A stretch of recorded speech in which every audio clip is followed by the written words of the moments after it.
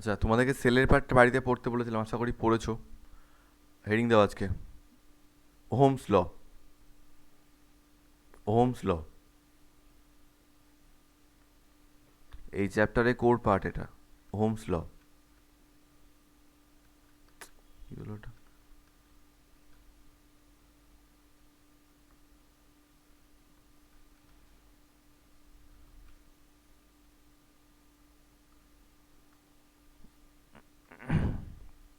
আচ্ছা, মন দিয়ে শুনবে।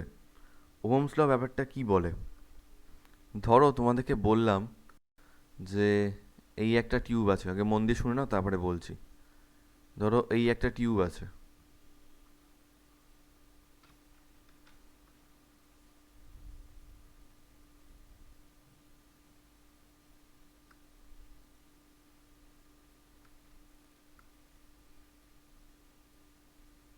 কে বলেছে?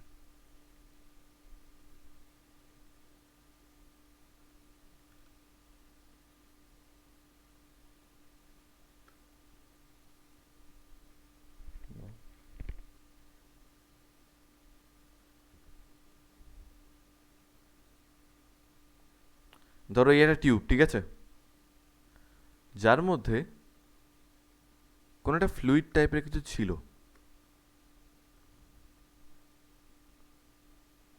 ফ্লুইড কিছু একটা ছিল, গ্রিন কালারের, যে কোনো কালারের, ঠিক আছে।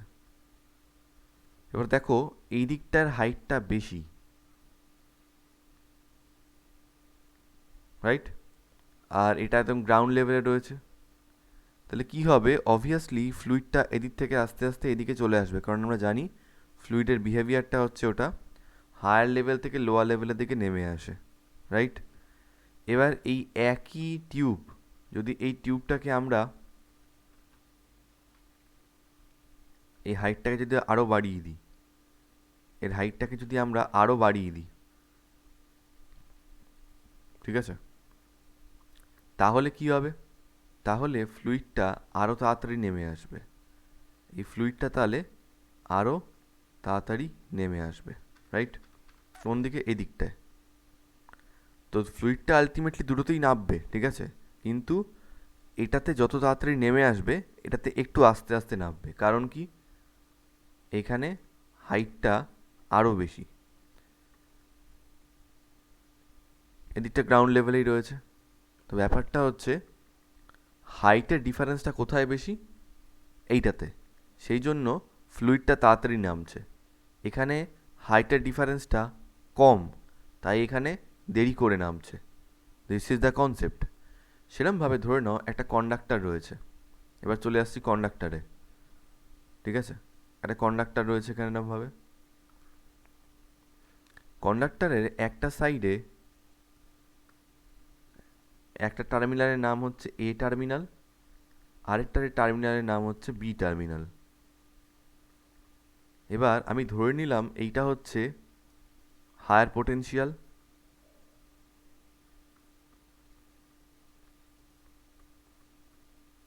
আর এটা হচ্ছে লোয়ার পোটেনশিয়াল। আমি ধরে নিয়েছি, ঠিক আছে। তাহলে চার্জগুলো কি করবে? চার্জগুলো হায়ার পোটেনশিয়াল থেকে লোয়ার পোটেনশিয়াল থেকে মুভ করবে, পজিটিভ চার্জগুলো। চার্জের মুভমেন্টকেই তো আমরা কারেন্ট বলে থাকি অ্যাকচুয়ালি, তাই না? চার্জগুলো পজিটিভ টার্মিনাল থেকে নেগেটিভ টার্মিনালের দিকে, বা মানে হায়ার পোটেনশিয়াল থেকে লোয়ার পোটেনশিয়ালের দিকে মুভ করতে থাকবে।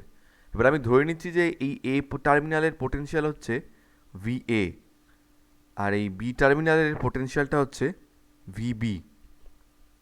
আচ্ছা, এই কনসেপ্টটা থেকে দেখো, এই টার্মিনালটাকে যত উপর দিকে নিয়ে যাচ্ছি আমরা, তত তাড়াতাড়ি এই ফ্লুইডটা নেমে আসছে নিচের দিকে।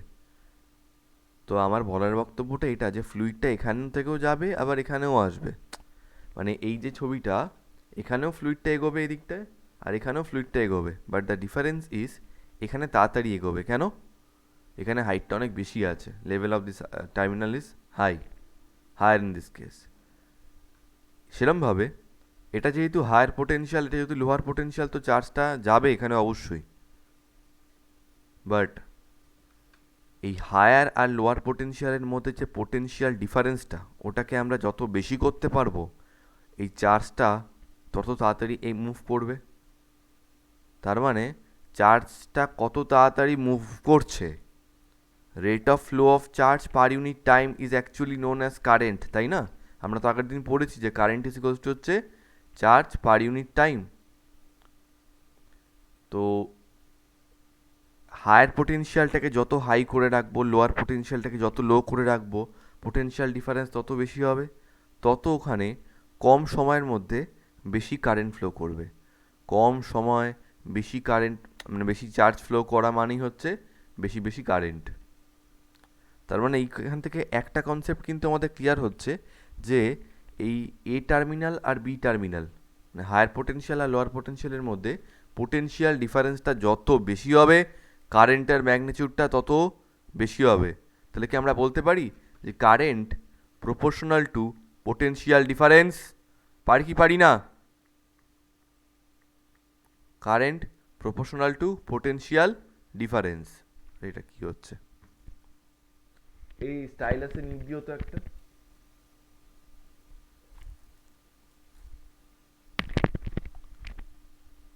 Current proportional to potential difference, ঠিক আছে?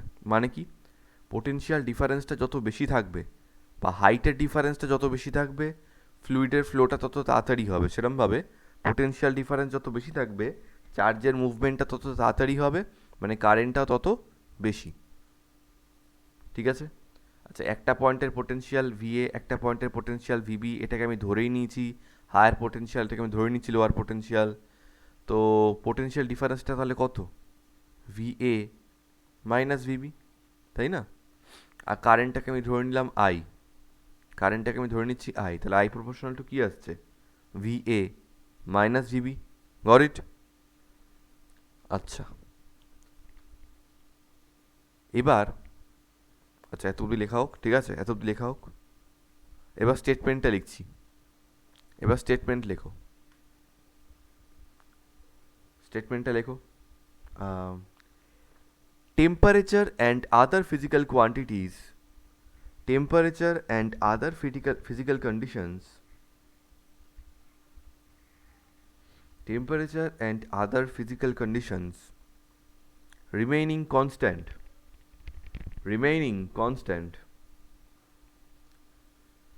comma, the current flowing through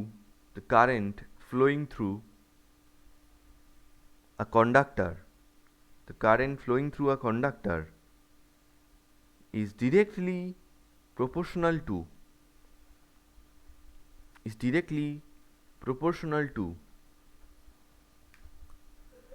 the potential difference between its two ends, ঠিক আছে? কি বললাম তাহলে? Temperature and other physical conditions remaining constant, এই কথাটাকে মনে রাখবে যে অন্যান্য ওই টেম্পারেচার আর অন্যান্য ফিজিক্যাল কন্ডিশনসগুলো, প্রেশার বাগেরা, এগুলো যেন চেঞ্জ না হয়, ওগুলোকে কনস্ট্যান্ট রেখে যদি আমরা একটা টার্মিনাল বা মানে একটা কন্ডাক্টরের দুটো টার্মিনাল বা দুটো এন্ডের পোটেনশিয়াল ডিফারেন্সকে যত বাড়াতে পারবো, তত কারেন্টের ফ্লোটা বেশি হবে। দ্যাটস ইট, সহজ কথা না? The current flowing through a conductor is directly proportional to the potential difference between its two ends. যতবার জিজ্ঞেস করা হয়, যতবার যে কটা ইন্টারভিউ দিয়েছি আজ পর্যন্ত, প্রত্যেকটাতে ওমস ল জিজ্ঞেস করা হয়েছেই হবে, আর তোমাদেরকেও ভবিষ্যতে জিজ্ঞেস করবে। ওমস ল হচ্ছে একটা বেসিক কোশ্চেন, ঠিক আছে? যে কটা ইন্টারভিউ দিচ্ছি প্রত্যেকটাতে জাস্ট কিছু না, স্টেটমেন্ট মুখস্থ বলতে হবে। তো বেশিরভাগ ছেলে মেয়ে কী বলে, ওই তো sir current proportional the current flowing through a conductor is proportional to বা directly proportional to the potential difference between its two ends. আরে ফার্স্ট লাইনটা সবচেয়ে বেশি important, the temperature and other physical conditions to be বা remaining constant, comma দিয়ে the current flowing through a conductor is directly proportional to the potential difference between its two ends. মুখস্থ করার তো কোনো দরকার নেই ওমস ল কোনোদিন মুখস্থ করতে হবে না, তো এমনিই মনে থাকবে আমাদের। কিন্তু এটা তোমাদের বলতে হবে যে temperature and other physical conditions remaining constant. ভালো কথা, তো কিছুটা তো জিনিসটা অলরেডি বুঝিয়ে দিয়েছি। দেখো এটাই লিখেছি আমি যে current directly proportional to the potential difference. এবার একটা কন্ডাক্টর রাখবো আমি, ঠিক আছে? মুসলাম মুসলাম। এখন এই ওহমস ল তোমরা ছোটবেলাতে পড়েছো, ঠিক আছে?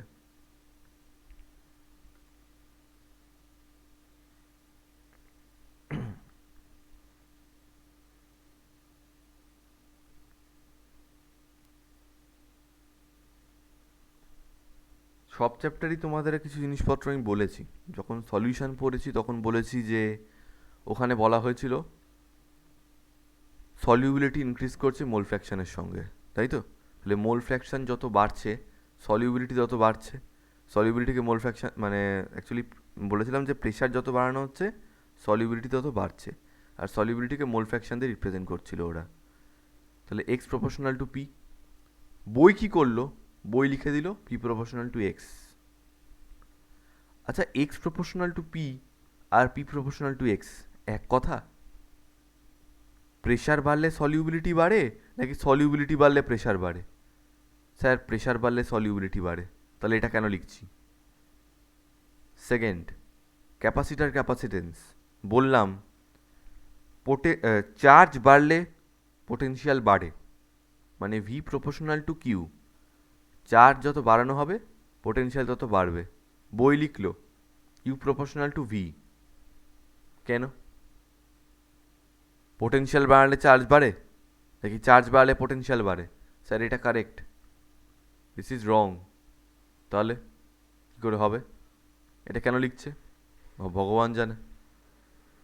এই চ্যাপ্টারে শিখলাম পোটেনশিয়াল বাড়ালে কারেন্ট বাড়ে, মানে পোটেনশিয়াল ডিফারেন্স। পোটেনশিয়াল ডিফারেন্স বাড়ালে, ওটাকে আমরা ভি ধরে নিই, ঠিক আছে? পোটেনশিয়াল ডিফারেন্স বাড়ালে কারেন্ট বাড়ে। বই লিখলো ভি প্রপোর্শনাল টু আই। তোমাদের ছোটোবেলার যে কোনো বই খোলো, ছোটোবেলা এখনকার বই খোলো, ভি প্রপোর্শনাল টু আই। কেন যায় না কেউ? ওই যে কনস্ট্যান্টটা লিখতে হবে না, P is equals to K H into X, Q is equals to CV, V is equals to I R. ওই জন্য এইভাবে লিখে দিচ্ছে। কেন লিখবো? রিলেশনটাই তো নষ্ট হয়ে যাচ্ছে। ভি প্রপোর্শনাল টু আই মানে মনে হচ্ছে কারেন্টের জন্য পোটেনশিয়াল ডিফারেন্স বাড়ে।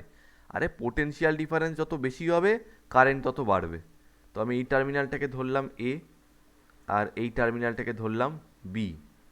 এই টার্মিনালের পোটেনশিয়ালটাকে ধরলাম ভি এ আর এই টার্মিনালের পোটেনশিয়ালটাকে ধরলাম আমি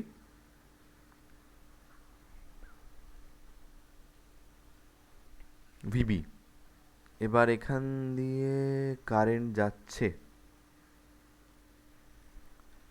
এ থেকে বি এর দিকে কারেন্ট যাচ্ছে। ভালো, তার মানে এটা হায়ার পোটেনশিয়াল আমি ধরেই নিয়েছি।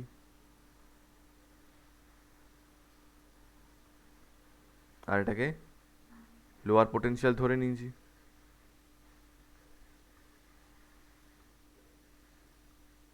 ঠিক আছে, তো তাহলে আমি বলতে পারি যে current I proportional to potential ডিফারেন্সটা কত?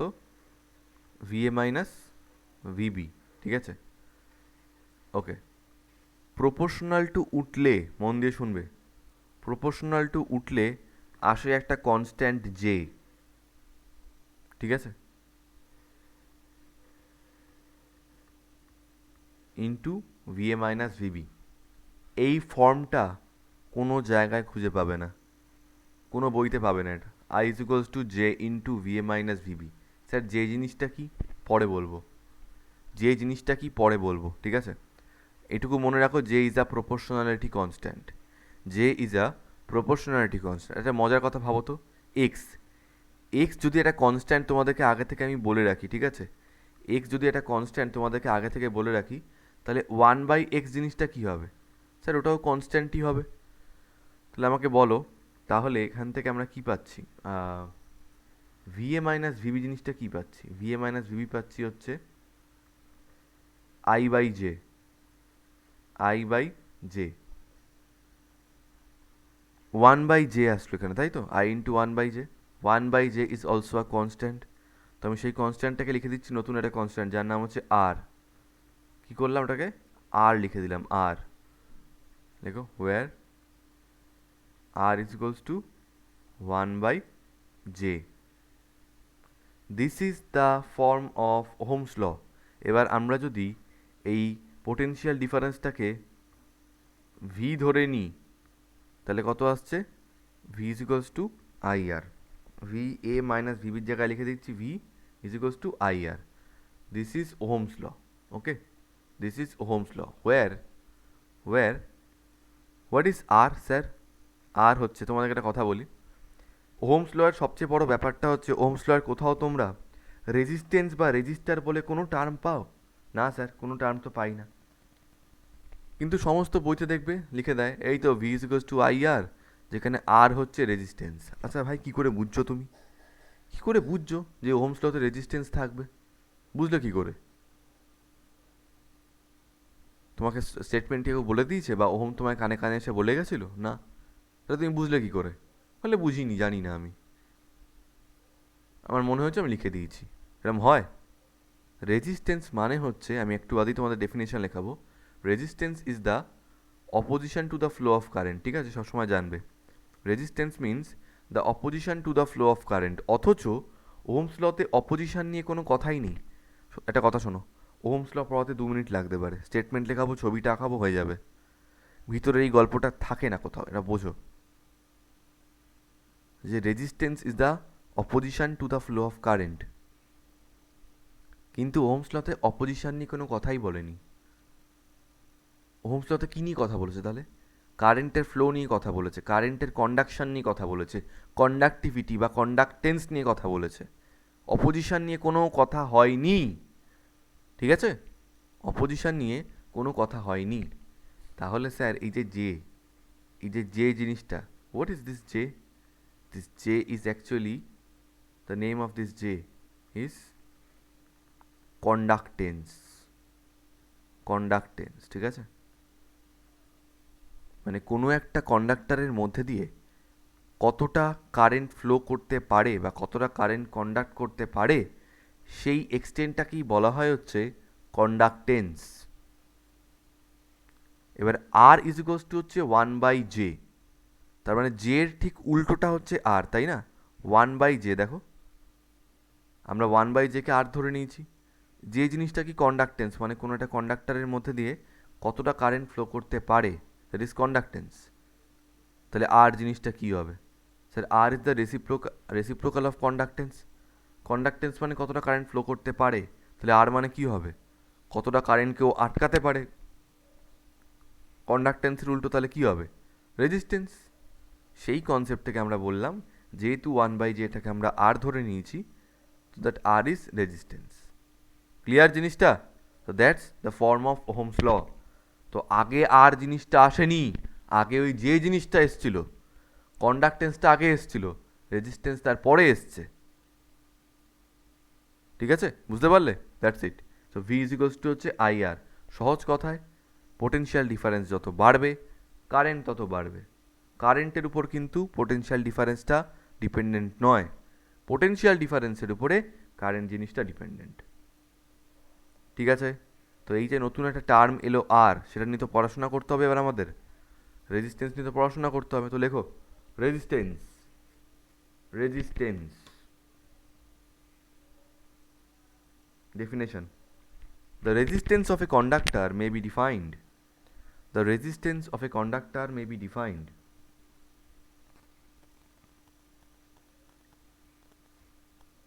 as the property of the conductor, as the property of the conductor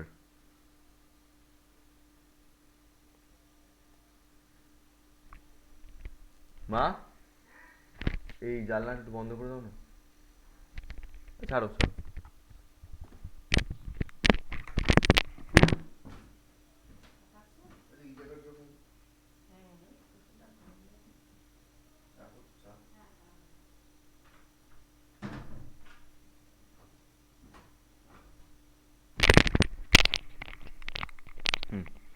The resistance of a conductor may be defined as the property of the conductor by virtue of which, the property of the conductor by virtue of which it opposes the current flowing through it. It opposes current flowing through it.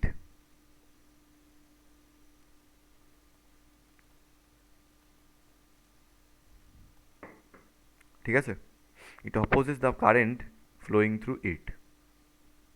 ভালো,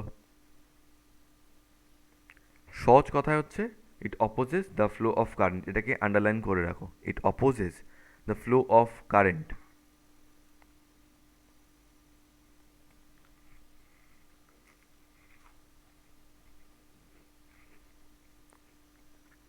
তোমাদের আগের চ্যাপ্টারে আমি already একটা circuit element পড়িয়েছি, ঠিক আছে, যেটা হচ্ছে ক্যাপাসিটার। স্যার ক্যাপাসিটারের কাজ কি? যখন কোনো সার্কিটে ক্যাপাসিটার লাগানো হয়, it actually opposes the change of voltage. মনে রাখবে, তোমাদেরকে আমি পরে শেখাবো জিনিসগুলো, আরও হায়ার জায়গায় যখন যাব তো বলবো যে ক্যাপাসিটারের কাজ কী। ক্যাপাসিটারের কাজ হচ্ছে সার্কিটের ভোল্টেজকেও চেঞ্জ হতে দিতে চায় না। বাট রেজিস্ট্যান্স কিন্তু চেঞ্জ নয়, ও কারেন্টটাকেই অপোজ করে, ও বলে কারেন্টকে আসতে দেব না। So this circuit looks like this. এই যে ভি ইজ টু আইআরটা লিখছি না, ইট লুকস লাইক দিস।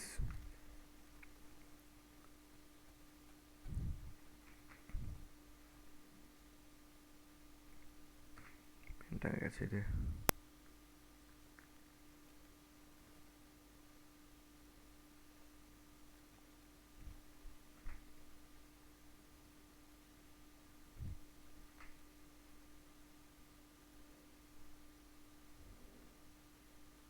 আচ্ছা, বই খুলবে অনেক, দেখবে এরকম রয়েছে। এটা কি স্যার? রেজিস্ট্যান্স বা রেজিস্টার।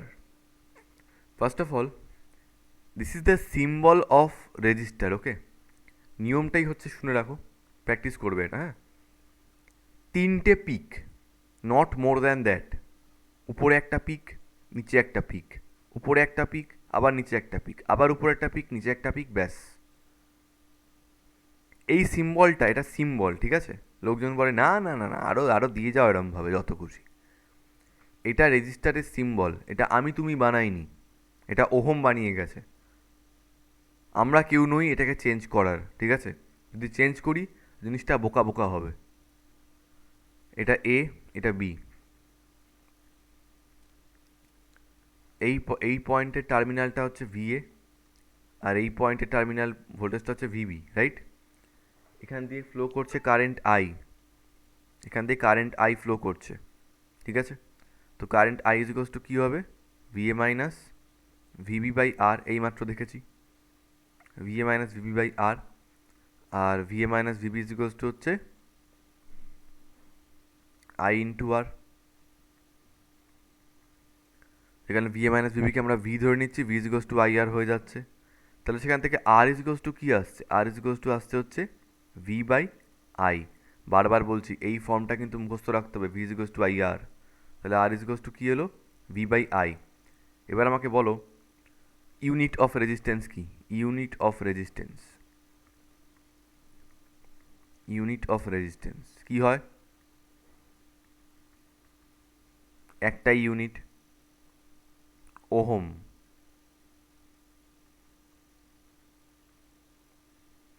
এটা দিয়ে রিপ্রেজেন্ট করা হয়।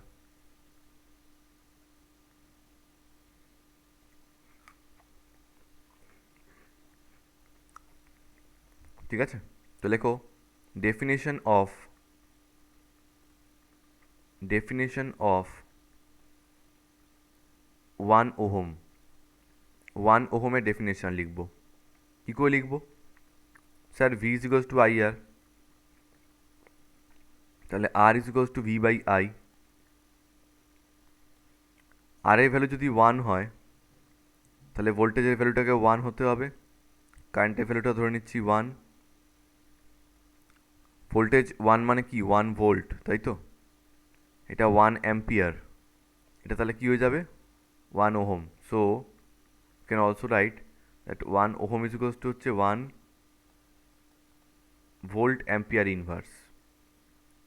এবার এই যে ফর্মটা এসছে এটার মানে কি? কোনো একটা কন্ডাক্টরের দুটো এন্ডের পোটেনশিয়াল ডিফারেন্স যদি 1 ভোল্ট হয়, তখন ওর মধ্যে দিয়ে যদি 1 অ্যাম্পিয়ার কারেন্ট ফ্লো করে, তখন এই কন্ডাক্টরের রেজিস্ট্যান্সকে আমরা বলে থাকি 1 ওহম। কি বললাম? কোনো একটা কন্ডাক্টরের দুটো টার্মিনালের পোটেনশিয়াল ডিফারেন্স 1 ভোল্ট হলে যদি ওর মধ্যে দিয়ে 1 অ্যাম্পিয়ার কারেন্ট ফ্লো করে, then the resistance of that conductor is said to be 1 ohm. ঠিক আছে, তো লেখো if if 1 ampere current flows through a conductor, if 1 ampere current flows through a conductor when subjected to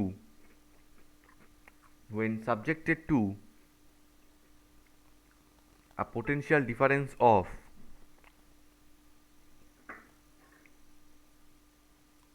1 volt,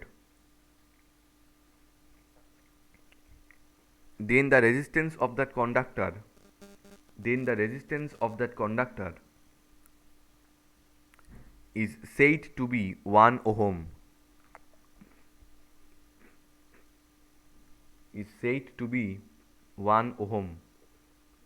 ঠিক আছে? কি বললাম তাহলে?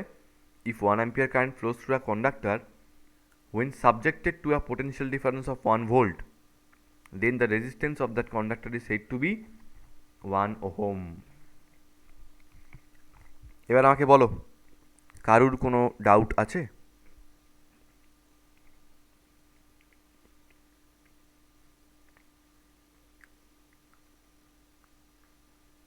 না। শিওর তো?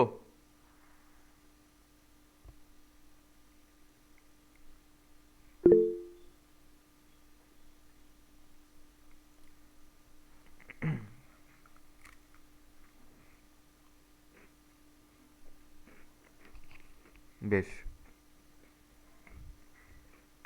এবার রেজিস্ট্যান্সে কিছু আতিপাতি ইউনিটও রয়েছে। ঠিক আছে, এটা যেটা করলাম এটা তো এসআই ইউনিট। কিছু আজে বাজে ইউনিট রয়েছে যেগুলো কোনোদিন কাজে লাগবে না, কিন্তু জেনে রাখো, জেনে রাখতে ক্ষতি কী আছে। মুসলাম, সিজিএস ইউনিট কী হয়? চার্জে ছিল ইএসইউ অফ চার্জ, কিন্তু আমরা ইএসইউ অফ চার্জ বলতাম না, আমরা শুধু ইএসইউ বলতাম। পোটেনশিয়ালে ছিল ইএসইউ অফ পোটেনশিয়াল, ক্যাপাসিটেন্সে ছিল ইএসইউ অফ ক্যাপাসিটেন্স। এখানে কী হবে? ইএসইউ অফ কী হবে? ESU of resistance. ঠিক আছে, তো লেখো সিজিএস ইউনিট হচ্ছে ইএসইউ অফ রেজিস্ট্যান্স।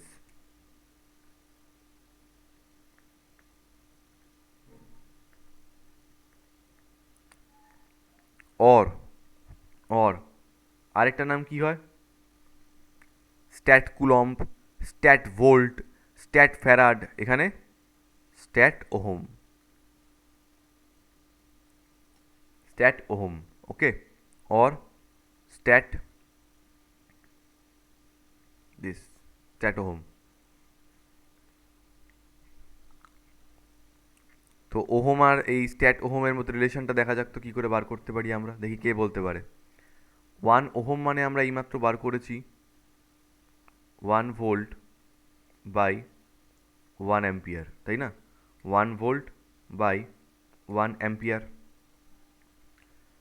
আচ্ছা, 1 ভোল্ট মানে সিজিএসে কত হয় গো? 1/300 স্ট্যাট ভোল্ট, তাই না?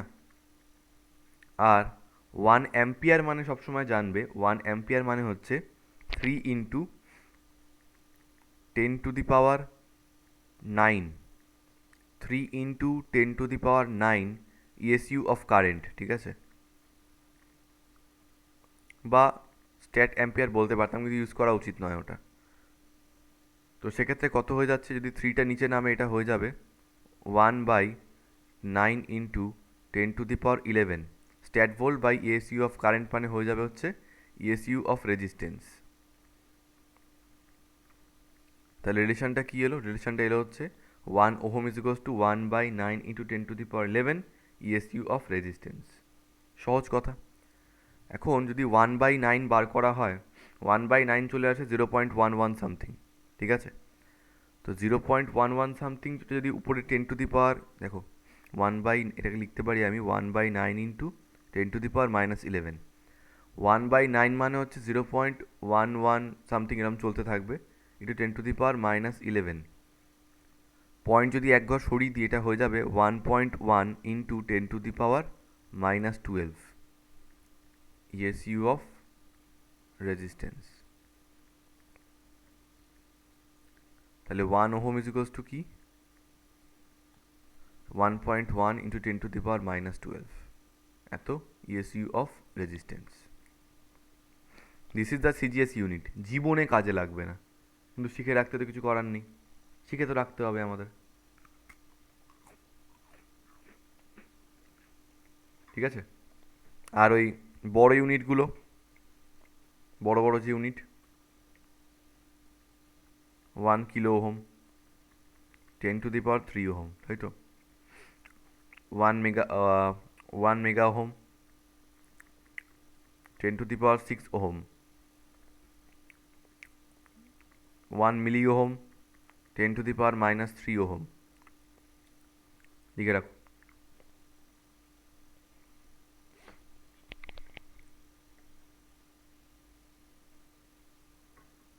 তাহলে এসআই ইউনিট হলো, সিজিএস ইউনিট হলো।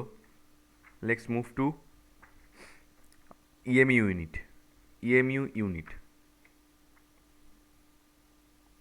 ঠিক আছে, কারেন্টের ইউনিটও একটু বাদেই আমি করাচ্ছি।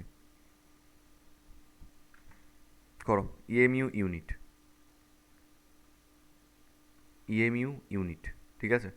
দেখো ইএমইউ ইউনিটকে তো এমনি ইএমইউ বলা হয়, EMU of resistance. EMU of resistance সবারই ছিল, কারেন্টেরও ছিল, পোটেনশিয়ালেরও ছিল, ক্যাপাসিটারের ছিল, ক্যাপাসিটেন্সেরও ছিল, চার্জেরও ছিল, সব কটাতেই ছিল, কিন্তু কোনোদিন ইউজ করনি সেভাবে। EMU of resistance, EMU of resistance, ঠিক আছে, যার আরেকটা নাম হচ্ছে অ্যাব ওহম, অ্যাব ওহম, অর এভাবেও লেখা যেতে পারে, ঠিক আছে।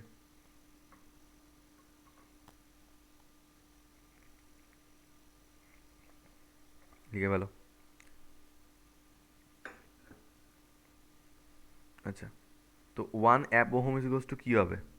1 অ্যাব ওহম ইজ ইকুয়ালস টু হবে হচ্ছে, ফর্মুলা তো আমরা জানি এটাই, যে R is equals to V by I. তাহলে উপরে হবে 1 EMU of potential divided by 1 EMU of current, ঠিক আছে। তোমাদের যদি মনে থাকে পোটেনশিয়ালের চ্যাপ্টারে করিয়েছিলাম, 1 ইএমইউ পোটেনশিয়াল মানে হচ্ছে 10⁻8 ভোল্ট, ঠিক আছে। আর 1 ইএমইউ অফ কারেন্ট মানে হচ্ছে 10 অ্যাম্পিয়ার। এখনই করাবো এটা। তো ডিভাইড করলে কি হয়ে যাচ্ছে, 10⁻8/10 মানে হয়ে যাবে 10⁻৯ ভোল্ট পার অ্যাম্পিয়ার, মানে কত হয় ওহম। তাহলে 1 অ্যাব ওহম ইজ ইকুয়ালস টু আসছে 10⁻৯ ohm. Write down, 1 ab ohm is equals to হচ্ছে 10⁻৯ ওহম। তাহলে 1 ওহম ইজ ইকুয়ালস টু কী হবে? 10⁹ অ্যাব ওহম। লিখে রাখো, জাস্ট লিখিয়ে রাখছি রিলেশনের জন্য। এই চ্যাপ্টারে সার্কিট অ্যানালাইসিসে কোনো কাজে লাগবে না, কোনো দিন লাগেনি, আমি তো অন্তত দেখিনি, তোমরা যদি দেখতে পাও তো ভালো।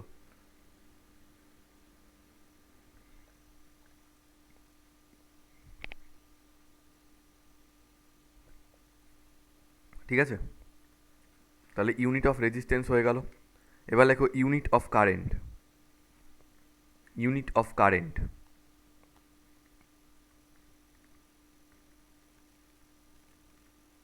ইউনিট অফ কারেন্ট, ঠিক আছে। কারেন্টের এসআই ইউনিট কি? কার নাম থেকে এসেছিল? অ্যাম্পিয়ারের নাম থেকে এসেছিল, তাই জন্য হচ্ছে AMPERE, সব small A, or capital A, ampere, ঠিক আছে। তো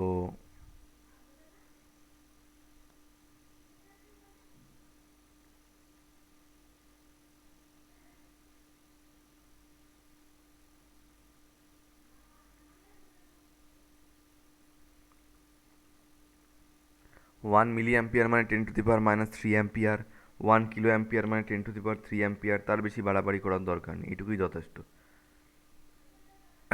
1 মাইক্রো অ্যাম্পিয়ার মানে হচ্ছে 10⁻⁻6 অ্যাম্পিয়ার, দ্যাটস এনাফ। তো ডেফিনেশন লেখো 1 অ্যাম্পিয়ারের। Write down the definition of 1 ampere. 1 ampere,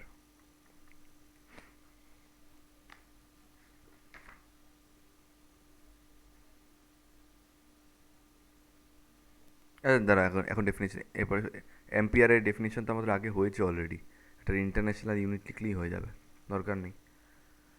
SI unit হচ্ছে অ্যাম্পিয়ার, ঠিক আছে।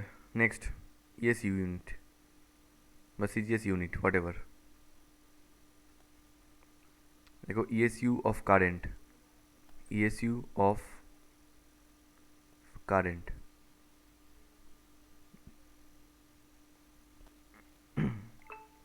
রিলেশনটা হচ্ছে 1 ampere is equals two 3 × 10⁹ ESU of current.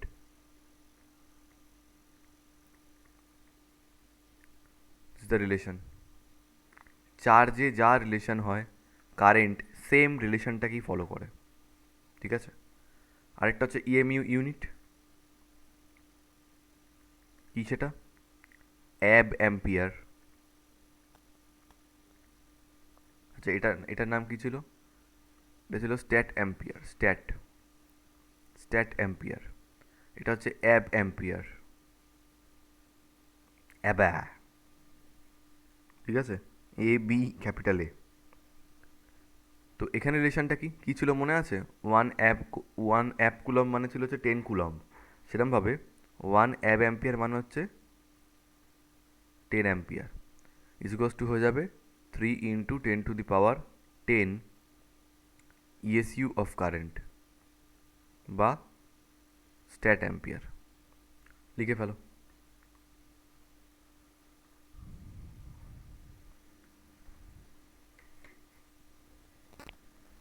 আচ্ছা,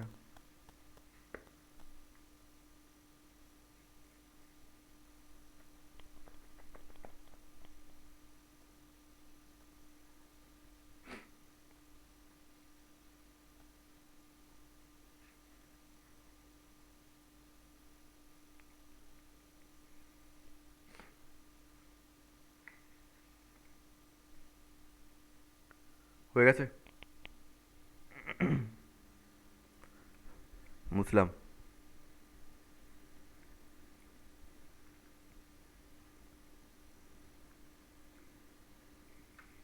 দেখো, ক্যারেক্টারিস্টিক্স অফ ওহমস ল।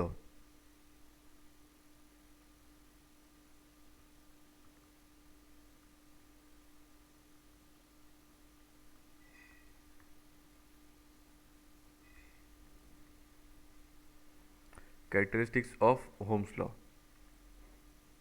ঠিক আছে। কি রিলেশনটা? রিলেশনটা হচ্ছে V is equals to IR, V is equals to IR. আবার এটাও বলতে পারি I is equals to 1/r into V, তাই না? I is equals to 1/r into V. এবার এটা তোমার উপর ডিপেন্ড করছে তুমি গ্রাফটা কীরকম আঁকবে।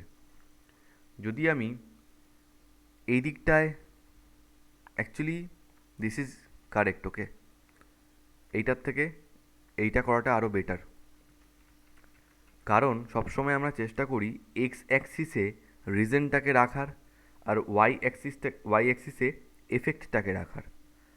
তো কারেন্ট আর ভোল্টেজের মধ্যে, মানে কারেন্ট আর পোটেনশিয়াল ডিফারেন্সের মধ্যে কজ কোনটা? কজ হচ্ছে পোটেনশিয়াল ডিফারেন্স আর এফেক্ট হচ্ছে কারেন্ট। সেই জন্য এটাকে আমরা রিলেট করছি Y is equals to M এক্সের সঙ্গে, যেখানে এক্স অ্যাক্সিসে বসবে পোটেনশিয়াল ডিফারেন্স, ওয়াই অ্যাক্সিসে বসবে কারেন্ট, আর স্লোপটা হচ্ছে 1/r, positive slope, okay. So the graph looks like this, the graph looks like this. এদিকে potential difference আর এদিকে current. So now the graph looks like this.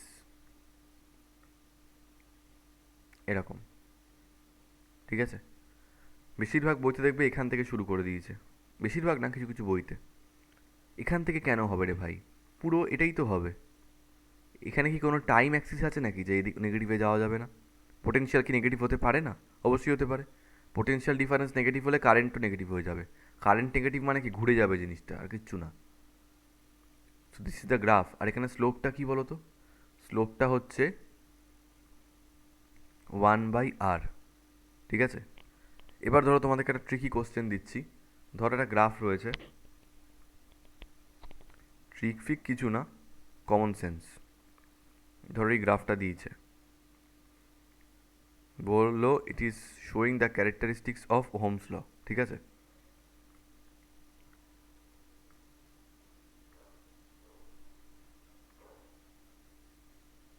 This বলছে এটা slope কি, what is the slope of this graph.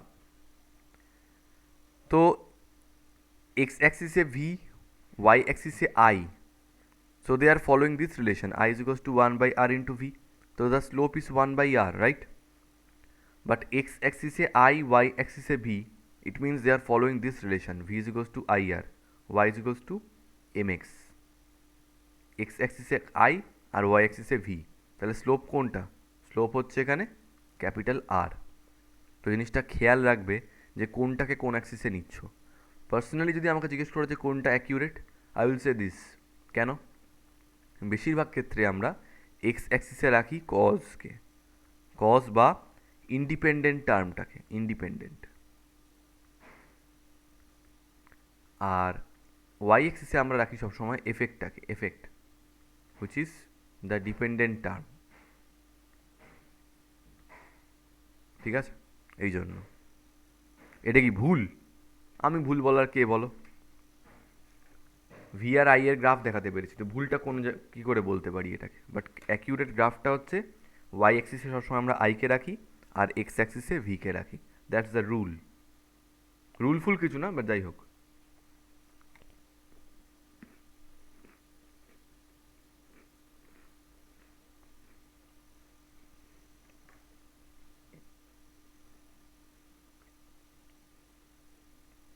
ঠিক আছে,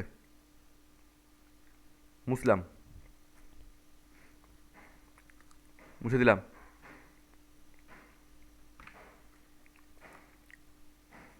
এবার একটা খুব সুন্দর ইন্টারেস্টিং জিনিস করবো আজকে আমরা।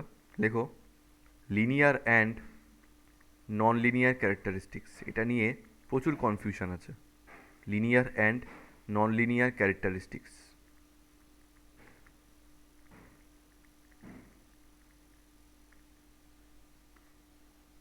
ঠিক আছে? লেখো condition of, condition of linearity, condition of linearity. ধরো তোমাদের সামনে একটা গ্রাফ দেওয়া রয়েছে, দিয়ে জিজ্ঞেস করছে এই যে গ্রাফটা whether it is linear or not।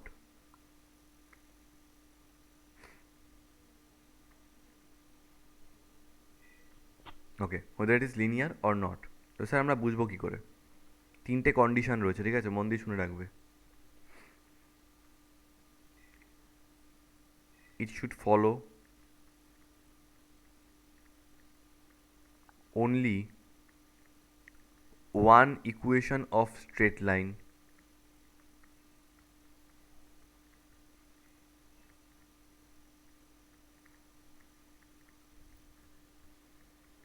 number 2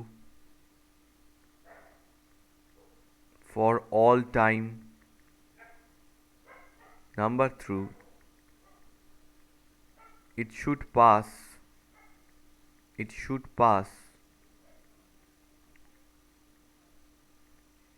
through the origin, through the origin। কি বললাম তাহলে? it should follow only one equation of straight line for all time, it should pass through the origin। মানে কি? কয়েকটা graph দিচ্ছি, এক্ষুনি যদি clear না হয় তো আমাকে বলো।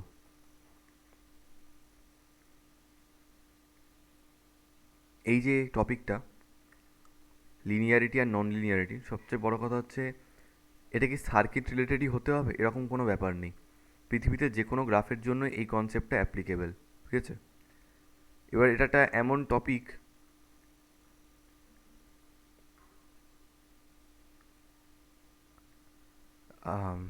মানে এখান থেকে আমার সেমিস্টারে কোশ্চেন ছিল, বুঝেছো? বলছি ব্যাপারটা কি হয়েছিল।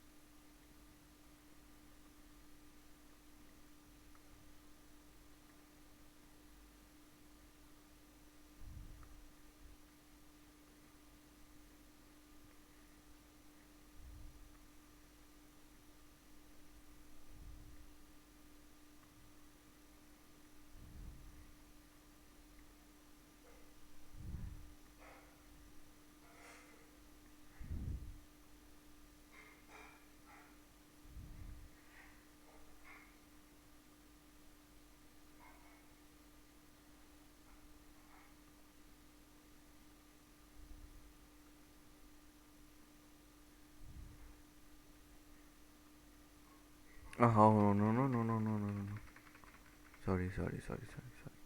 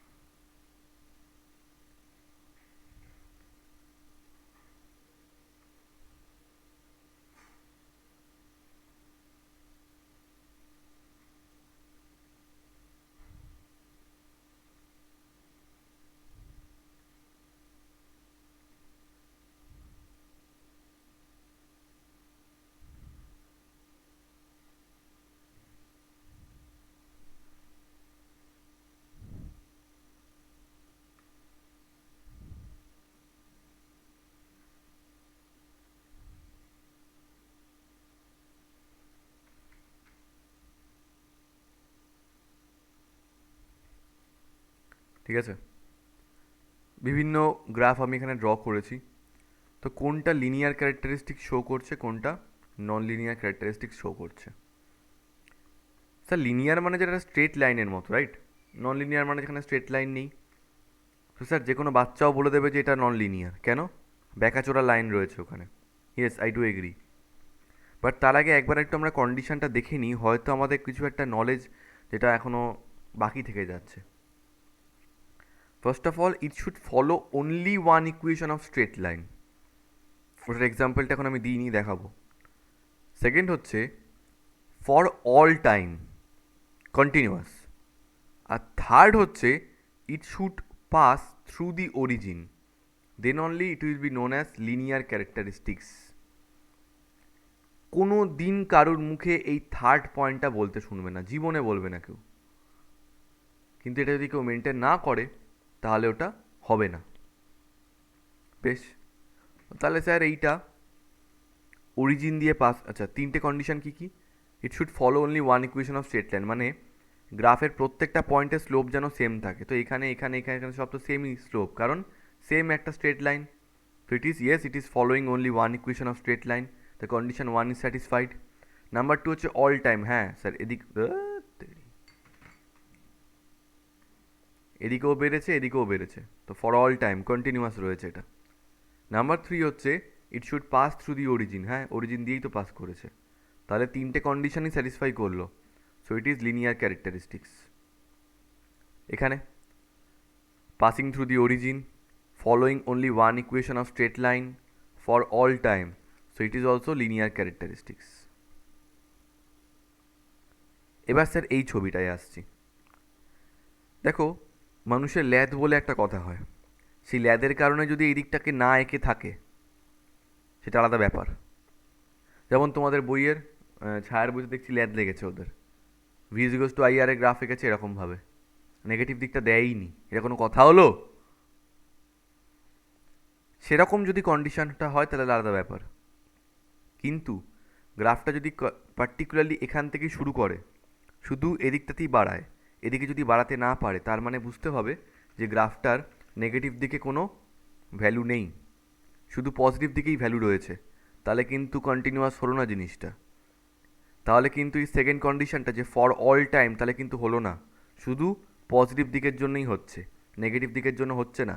So it is not following the equation of straight line for all time. Yes, it is passing through origin, it is following only one equation of straight line but not for all time, কারণ negative দিকে ওর কোনো value নেই, so it should be non linear. কিন্তু কোনো দিন এই সমস্ত বই তো তোমরা দেখতে পাবে না যেটাকে নন লিনিয়ার লেখার সাহস করেছে। কেন?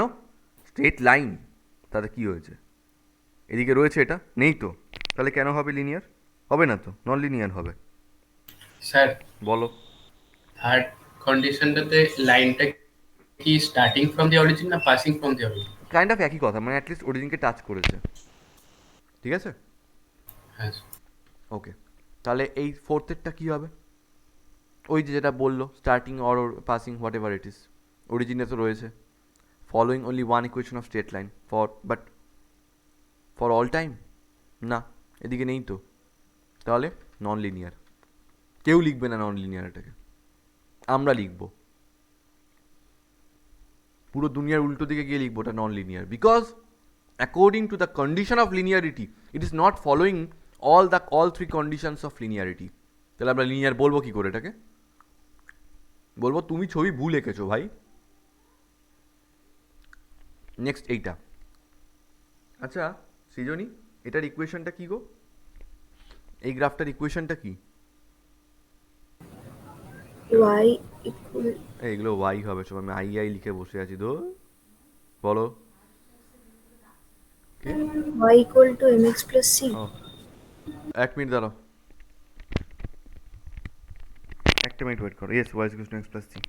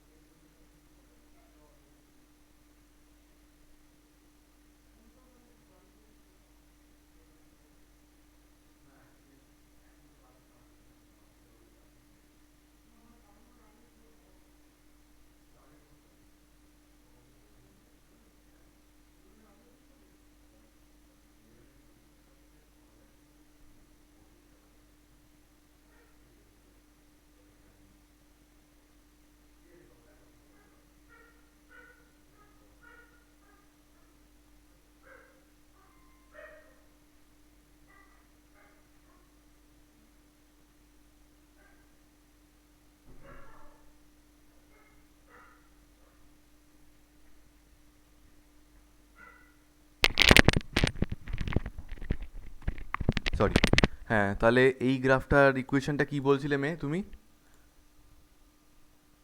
y equal to mx plus c. ওকে, এবার দেখো, তখন আমি সেকেন্ড ইয়ারে পড়ি, সেকেন্ড ইয়ারের ফার্স্ট সেমিস্টার।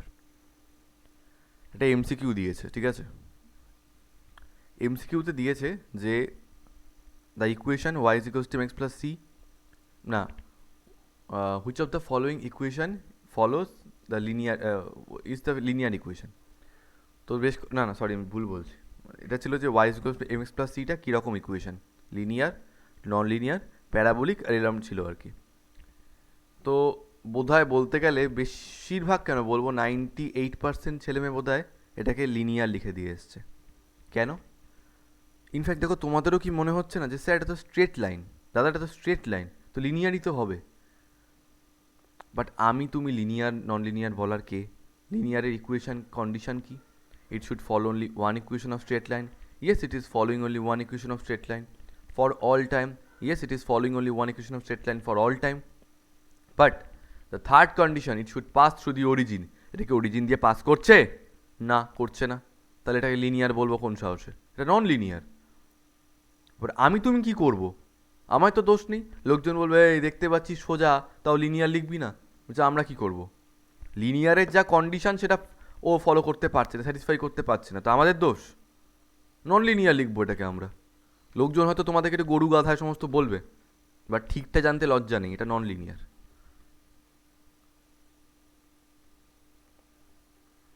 এটাও সেম ব্যাপার, following only one equation of straight line for all time but not passing through the origin, তাহলে again it is non linear. ঠিক আছে? আচ্ছা, তোমাদের কি মনে হয় এইটা কি হবে? Passing through the origin, following only one equation of straight line but not for all time, তারপরে কি হলো? হঠাৎ করে স্যাচুরেট করে গেল এইদিকে, আবার এদিকেও, যে কোনো একদিকে করলেও হতো। তাহলে এটা লিনিয়ার না নন লিনিয়ার? এত অবধি লিনিয়ার ক্যারেক্টারিস্টিক, Non-linear. এত অবধি লিনিয়ার ক্যারেক্টারিস্টিক্স দেখাচ্ছে, তারপরে নন লিনিয়ারিটি চলে আসছে। So ultimately it is non linear. এটা তো আমাকে আর কিছু বলতে হবে না, কোনো স্ট্রেট লাইনই নেই, তাহলে লিনিয়ার হওয়ার কোনো চান্সই নেই, নন লিনিয়ার।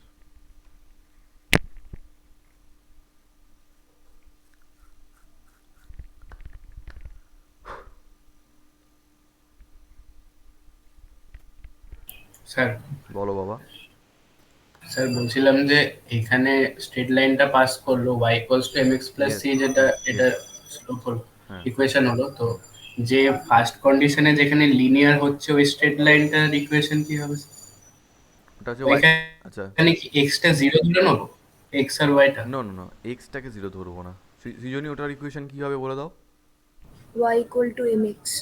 মানে কি বলো তো, প্লাস সিটা থাকবে না। প্লাস সি মানে হচ্ছে তুমি অরিজিন থেকে কতটা উপর দিকে উঠে যাচ্ছ ওয়াই এর দিকে, বা নেমে যাচ্ছ। ধরো সি এর ভ্যালু হলো 3, তার মানে তুমি অরিজিন থেকে 3 ইউনিট উপর দিকে চলে গেলে। তাহলে সীতম বলো তো, ওয়াই এক্সিসের কোন পয়েন্টটাকে কাট করে বেরোলো তাহলে? 3 ইউনিট, বলো। এই ইউনিট, হ্যাঁ। 0,3, তাই না? 3 ইউনিট যদি উপর দিকে উঠে যায় তাহলে 0,3। তো তুমি সি এর ভ্যালুটাকে যদি 0 করে দাও, তার মানে ও উপর দিকে উঠছে না, অরিজিন দিয়েই যাচ্ছে। That's the fact. মানে ওয়াই ইকুয়ালস টু এমএক্স। গ্রাফের ক্লাসে করিয়েছিলাম তো এগুলো, কেমিক্যাল কাইনেটিক্সের আগে। Y equals to M X. আচ্ছা, হয়ে গেছে, বুঝলাম। আর একটা লাস্ট গ্রাফ দিই, তোমরা বলো এটা লিনিয়ার না নন লিনিয়ার, তাহলেই হবে।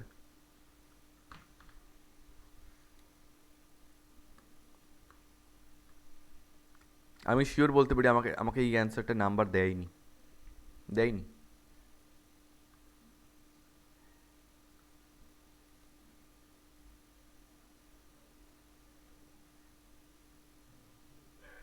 কিন্তু যেটা ঠিক তাতে লজ্জা নেই। নাম্বার না পেয়েছি তো কি করা যাবে?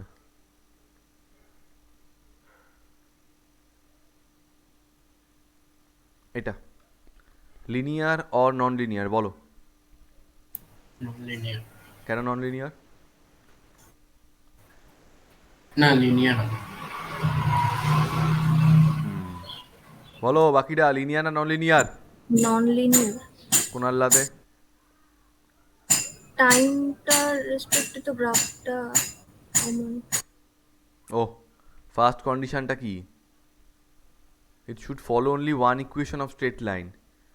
এই ইকুয়েশন এই স্ট্রেট লাইনটার স্লোপ আলাদা, এই স্ট্রেট লাইনটার স্লোপ আলাদা, বেঁকে গেছে। Is it following only one equation of straight line? No sir, they are following two equations of straight line. তাহলে প্রথম কন্ডিশনই তো ফেল হয়ে গেল, নন লিনিয়ার। বসুন্ধরা, বুঝতে পেরেছো? হ্যাঁ স্যার বুঝেছি। ওকে, চলো তাহলে লিনিয়ার নন লিনিয়ার আমাদের হলো, রেজিস্ট্যান্সের ইউনিট রেজিস্ট্যান্সের ডেফিনেশন আমাদের হলো। এবার হেডিং দাও। ও তো যেটার জন্য এগুলো শেখা, কেন শিখলাম?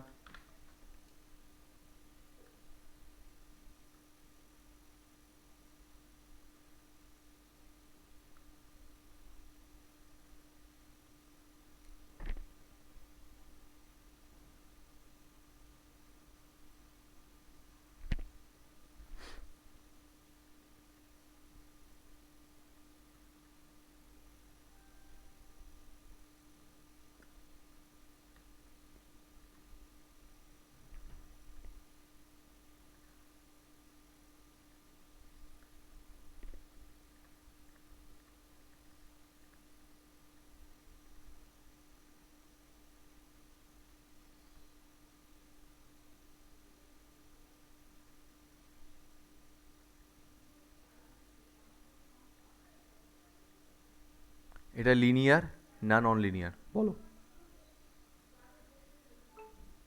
লিনিয়ার না non linear? Linear. Linear. Linear. এইটা একটা সার্কিট এলিমেন্ট যার নাম হচ্ছে ডায়োড, তোমাদের পড়াবো আমি। ওই যে সলিড স্টেট চ্যাপ্টারটা আছে ওটার কন্টিনিউশন সেমিকন্ডাক্টর ডিভাইসে এটা হবে ডায়োড, যার মধ্যে দিয়ে কারেন্ট যাচ্ছে আই, ঠিক আছে? ইট ফলোজ দিস ইকুয়েশন বা দিস গ্রাফ, দিস ক্যারেক্টারিস্টিক্স। এদিকে আই, এদিকে ভি। সো থাক, ছাড়ো, দরকার নেই এখন, দরকার নেই, থাকুক।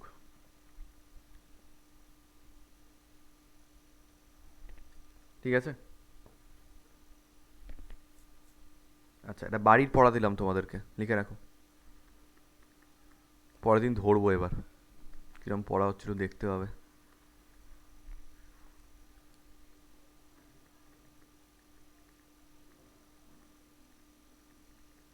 আচ্ছা বসুন্ধরা, তোমাদের স্কুলে পরীক্ষা কবে বললে? 21st August। 21 আগস্ট, ঠিক আছে। আম, প্রথম দুটো চ্যাপ্টার 25। রে রে রে প্রথম দুটো চ্যাপ্টার তাই তো? প্রথম দুটো আর এদিক থেকে ফার্স্ট তিনটে। এখান থেকে মানে তো ওরা তোমার পরীক্ষাটা, তুমি বললে না দুখানা দুখানা পরীক্ষা নিচ্ছে ওরা? ফার্স্ট যে পরীক্ষাটা ওটাতে এদিক থেকে ফার্স্ট তিনটে আর ওদিকে দুটো, পরেরটাতে আরো আছে। আচ্ছা, এখান থেকে ফার্স্ট তিনটে আর ওখান থেকে দুটো, মানে ওই যে তোমার রিফ্লেকশন আর রিফ্র্যাকশন। রিফ্লেকশন আর refraction. Hmm hmm hmm. International definitions of coulomb, ampere, volt and ohm. আচ্ছা এখান থেকে যে প্রথমটা তুমি বলছো, প্রথমটা মানে শুধু ইলেকট্রিক ফিল্ড নাকি পুরো ইলেকট্রোস্ট্যাটিক্সটা? পুরো ইলেকট্রোস্ট্যাটিক। ওকে, মানে ক্যাপাসিটার ক্যাপাসিটেন্স অবধি, ঠিক আছে করো। আচ্ছা বাড়িতে এই পড়াটা তোমাদের করতে হবে, international definitions of coulomb, ampere, volt and ohm. এই চারটে ডেফিনেশন তোমরা বাড়ি থেকে মুখস্থ করবে, পরীক্ষায় কোশ্চেন দেবে। কেন তোমাদের বাড়ি পড়া দিলাম? কারণ এটা আমার বোঝানোর কিছু নেই এখানে, এটা তোমাদের মুখস্থ করতে হবে। এই চারটে ডেফিনেশন ইন্টারন্যাশনাল, তো এগুলো তোমাদের মুখস্থ করতে হবে, এটা আমার বোঝানোর কিছু নেই। তার মধ্যে অ্যাম্পিয়ারের যে ডেফিনেশনটা আছে ওটা তো আমি তোমাদেরকে বোঝাবো ম্যাগনেটিক এফেক্ট অফ কারেন্টের চ্যাপ্টারে, এখন নয়। পড়ে তো রাখো আপাতত, তারপরে দেখা যাবে।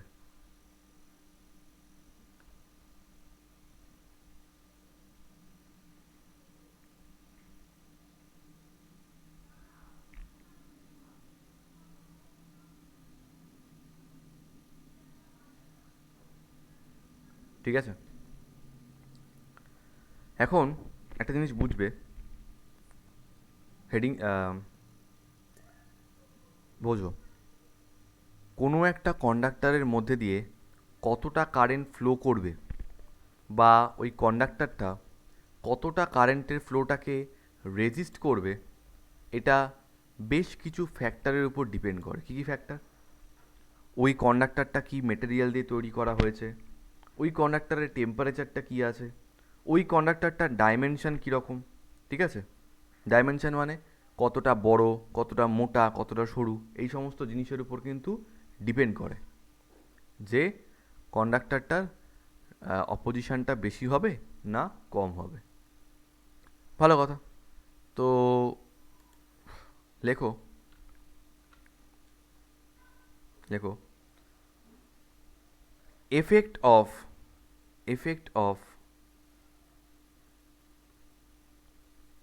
different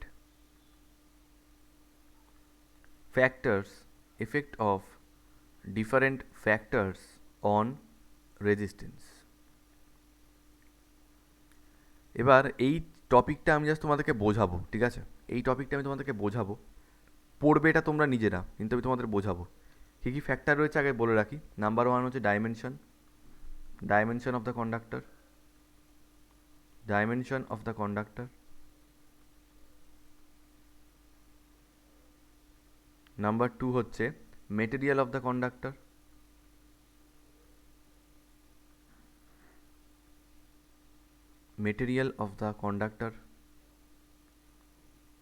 নাম্বার 3 হচ্ছে টেম্পারেচার অফ দ্য কন্ডাক্টর, ঠিক আছে? যদিও এছাড়াও কিছু আদার ফ্যাক্টর থাকে, দেখা যাবে পরে। আগে বলি তোমাদেরকে ডাইমেনশনের ব্যাপারটা, ঠিক আছে? আগে তোমাদের ডাইমেনশনের ব্যাপারটা বলি।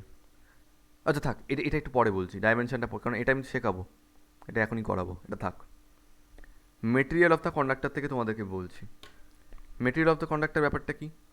মেটেরিয়াল অফ দ্য কন্ডাক্টর ব্যাপার হচ্ছে, ধরো আজকে তোমাদেরকে বললাম কোনো একটা কন্ডাক্টর যেটাকে তৈরি করা হয়েছে গ্লাস দিয়ে, কাঁচের কন্ডাক্টর, তোমাদের কি মনে হয় ওর মধ্যে দিয়ে কারেন্ট ফ্লো করবে? না sir, glass is an insulator, right? ওর মধ্যে, ওটা তো কন্ডাক্টর নয়, তো কারেন্ট তো ওখান থেকে ফ্লো করা উচিত নয়।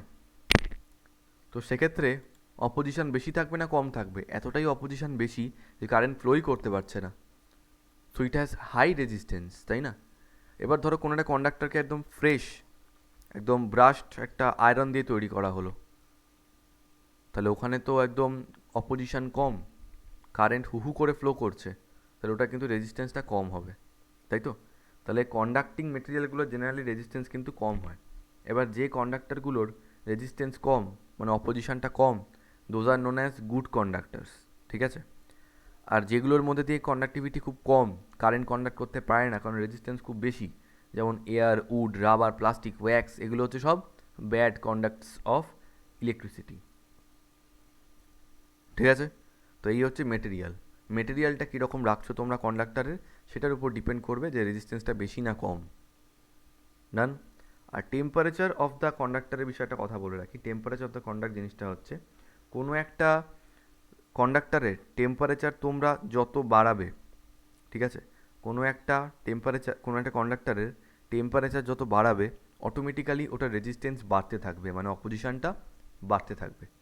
আর টেম্পারেচার যত কমাবে, রেজিস্ট্যান্স তত কমতে থাকবে, কারেন্টের ফ্লো তত বাড়তে থাকবে। Got it? তাহলে ডাইমেনশন বাদে সেকেন্ড দুটো ফ্যাক্টর কিন্তু আমি বলে দিয়েছি। মেটেরিয়াল কীরকম হতে হবে?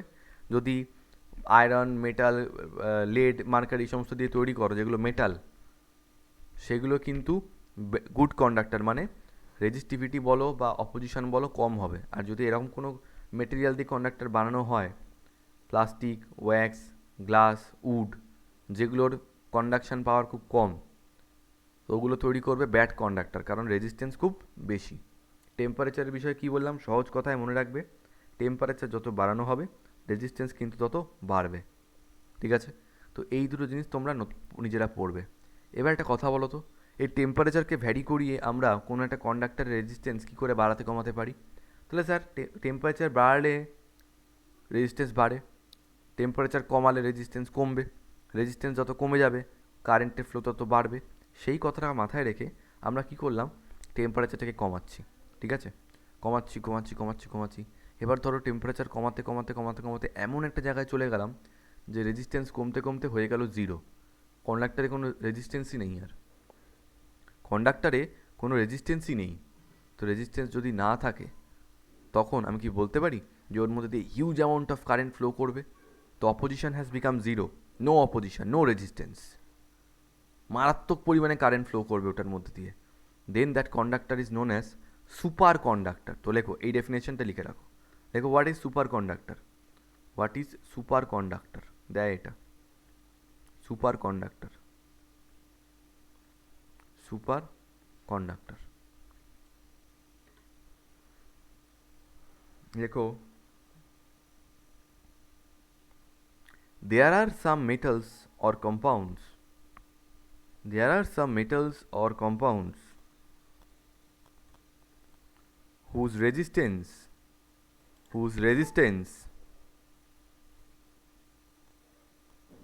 becomes 0, whose resistance becomes 0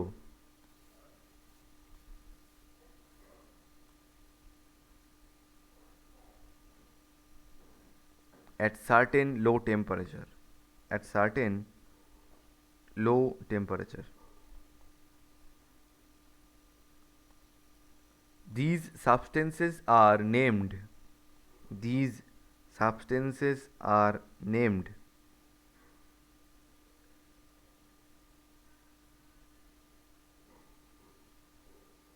superconductors, superconductors, and that very temperature, মানে যে টেম্পারেচারে এসে রেজিস্ট্যান্সটা 0 হয়ে যাচ্ছে সেটাকে বলা হচ্ছে ক্রিটিক্যাল টেম্পারেচার। লেখো, and that very temperature, and that very temperature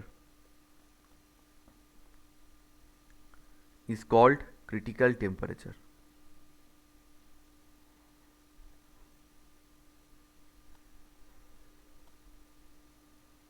লেখো, ফুল স্টপ দিয়ে লেখো, below 4.2 kelvin temperature, below 4.2 Kelvin temperature, mercury is a superconductor, mercury is a superconductor.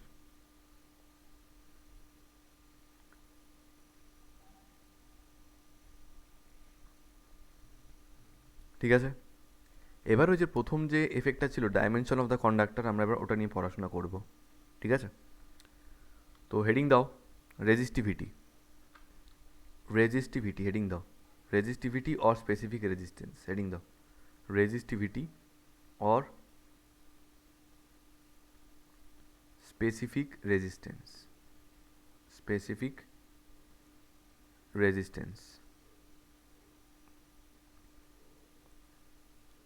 Resistivity or specific resistance, খুব সহজে বুঝবে।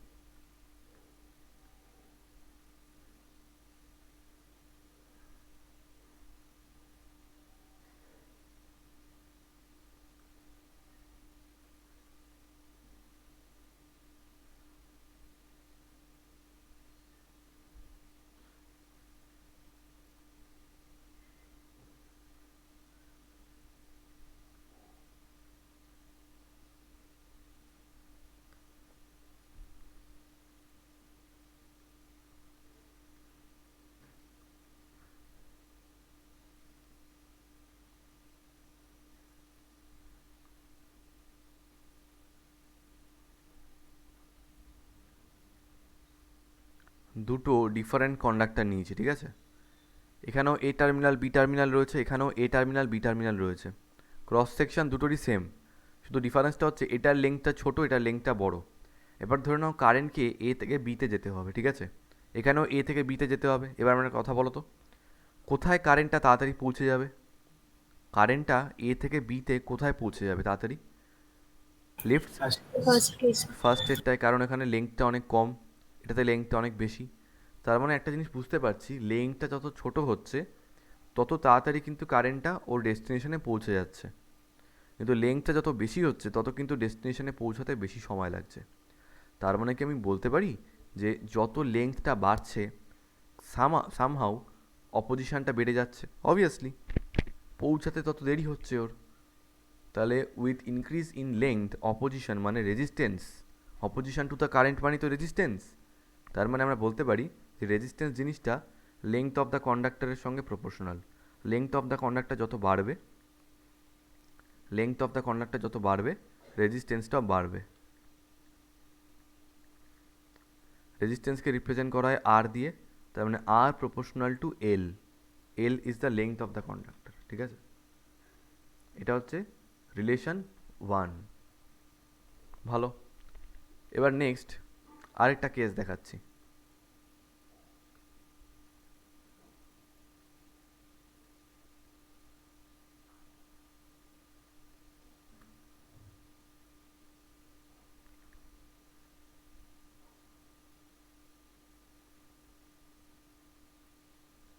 একটা এ আর একটা বি, এখানেও একটা এ আর একটা বি। ব্যাপারটা হলো দুটোতেই লেংথটা সেম, দুটোতেই লেংথটা সেম, এ আর বি। এখানেও লেংথ এল আর এখানেও লেংথটা এল, বাট ডিফারেন্স হলো ক্রস সেকশনটা ক্লিয়ারলি এখানে আলাদা, তাই না? এখানে ক্রস সেকশনটা অনেক সরু,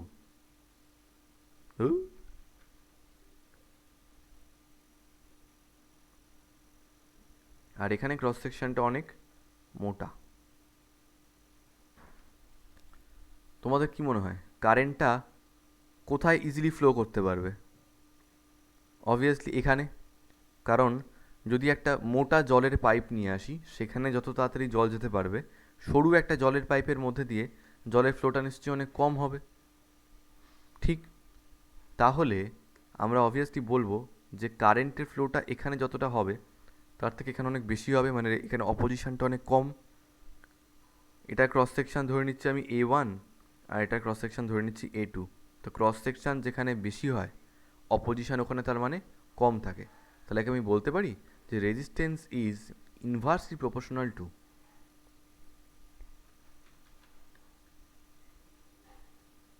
resistance is inversely proportional to the cross section of the conductor? বলতেই পারি resistance is represented by capital R and cross section is A, so R proportional to 1 by A. This is relation 2 by equation 2. তাহলে প্রথম ইকুয়েশনটা কি আসছে? Length বাড়ালে resistance বাড়ে। Second রিলেশনটা কি আসছে? ক্রস সেকশন বাড়ালে রেজিস্ট্যান্স কমে। দ্যাটস ইট, ঠিক আছে? তো এই দুটো ইকুয়েশনকে যদি আমরা কম্বাইন করি, কম্বাইনিং ইকুয়েশন 1 অ্যান্ড ইকুয়েশন 2, আমরা কি পাবো? পাবো হচ্ছে R proportional to L by A. R proportional to উঠলে কি আসে? প্রপোর্শনাল টু উঠলে আসে একটা constant. In this case that constant is rho, okay? That constant is rho into L by A, rho into L by A, ঠিক আছে? We are using the rho as the constant, where rho means rho is a proportionality constant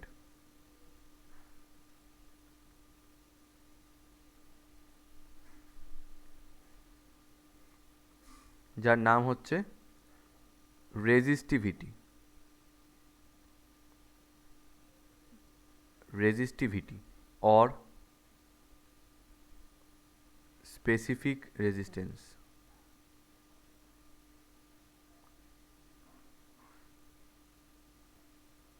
Resistivity or specific resistance.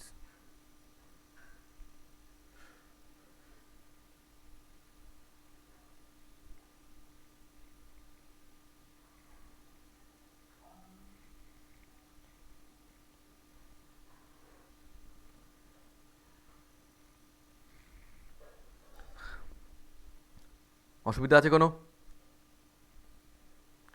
তো এবার রেজিস্টিভিটির আমরা definition লিখব। তাহলে R is equals to rho into L by A. এই formula আমাদের মুখস্থ রাখতে হবে, কারণ এখান থেকে আমাদের নিউমেরিক্যাল প্রবলেমস থাকবে। আর বিশেষ করে প্রবলেমগুলো খুব ইজি হয়, ভীষণ ইজি। শুধু একটু পড়লেই হয়ে যাবে এটা। R is equals to rho into L by A. ভীষণ ইজি প্রবলেম, একটু আটকাবে না এগুলো।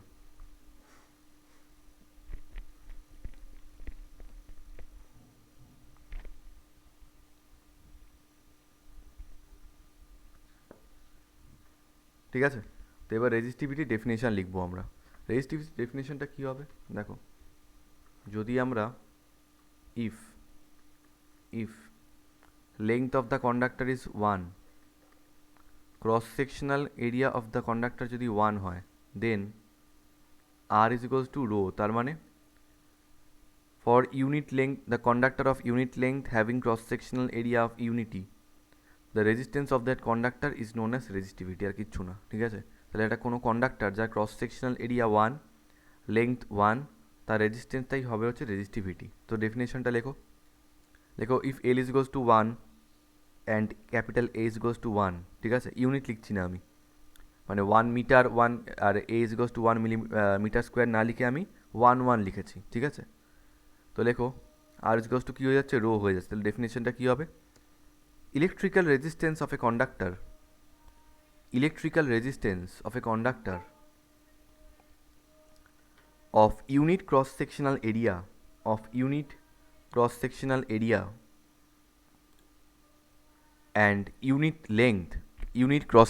area and unit length is defined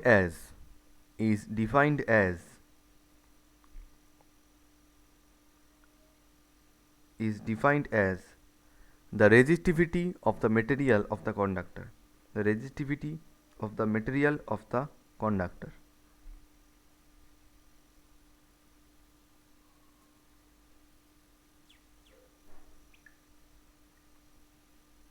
ঠিক আছে,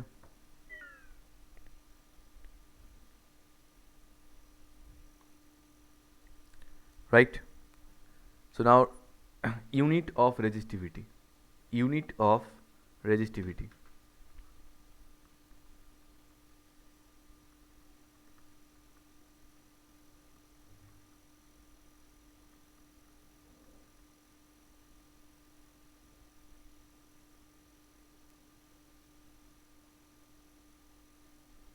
R is equals to rho into L by A. তাহলে rho is equals to কী হবে, R into A by L, right? R into A by L, ইউনিটটা কী হচ্ছে তাহলে, রো এর আর এর unit কি, আর হচ্ছে ওহম, এর ইউনিট কি, ampere. No, A is cross sectional area মানে হবে মিটার স্কোয়ার, আর লেংথ কী হবে, মিটার। তো কাটলে কী হয়ে যাচ্ছে, ohm metre. So that's the unit of resistivity, ohm metre, or ল্যাঙ্গুয়েজে লিখলে এরমভাবে ওহম, ল্যাঙ্গুয়েজ না মানে ওই আর কি, ohm into metre, ohm metre, that's the unit of resistivity, ঠিক আছে, ওহম মিটার। এটা গেল এসআই ইউনিট। সিজিএস ইউনিটটা কী হবে,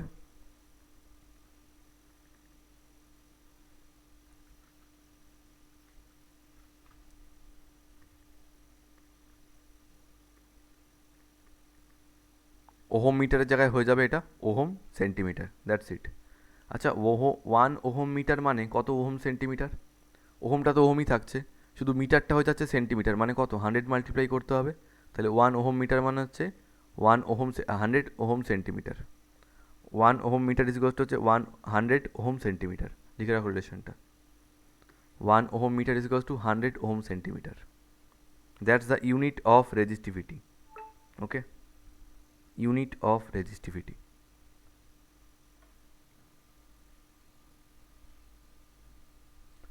তো ফার্স্ট অফ অল আমাদের জানতে হবে যে এই রেজিস্টিভিটি জিনিসটা কি। কোশ্চেন লেখো একটা, the resistivity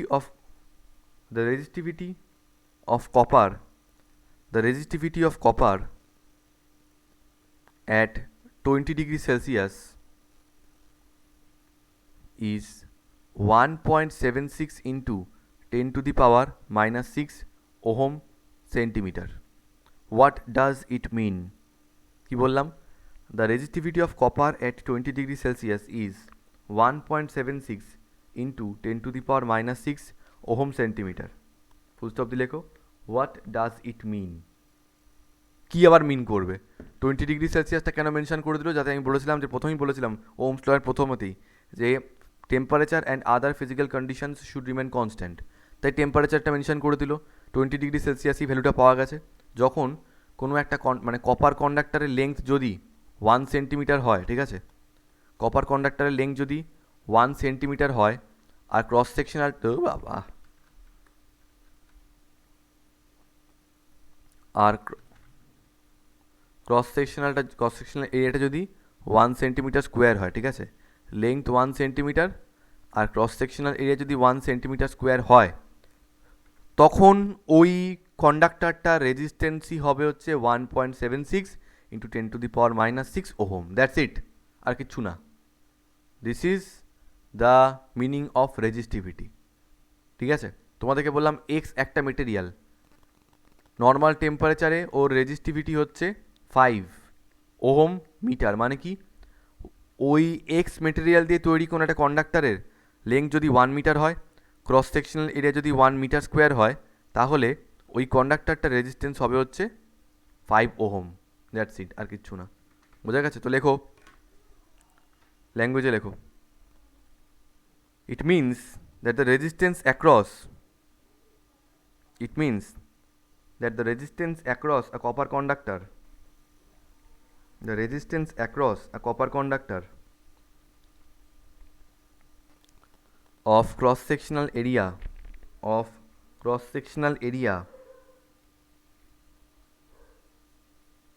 1 centimeter square